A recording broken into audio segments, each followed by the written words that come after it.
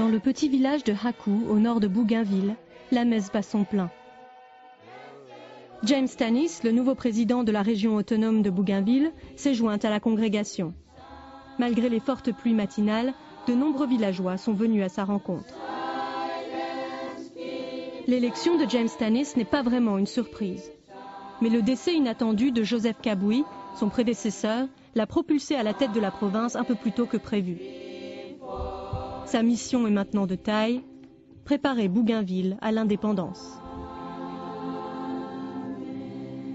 Je vous demande de prendre votre destin en main dans toutes les communautés, dès maintenant, pour qu'ensemble on puisse réunifier le pays. Réunifier le pays ne sera pas une mince affaire. À Bougainville, les fractures sont profondes.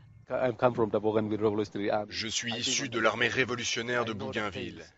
J'ai été au front. Je connais la souffrance et les horreurs de la guerre.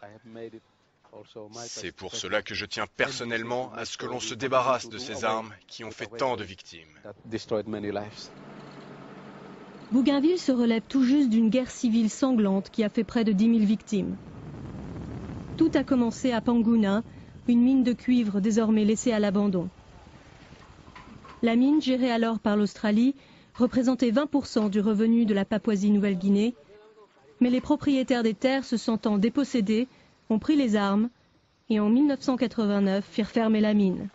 Bougainville plongea alors dans un conflit sans merci, une guerre civile qui aura duré 10 ans. James Stannis sait que le conflit ne pourra prendre fin que par là où il a commencé. Il a donc décidé de faire du désarmement et de la paix à Panguna sa priorité. J'ai parlé avec les propriétaires des terres et j'ai été vraiment surpris.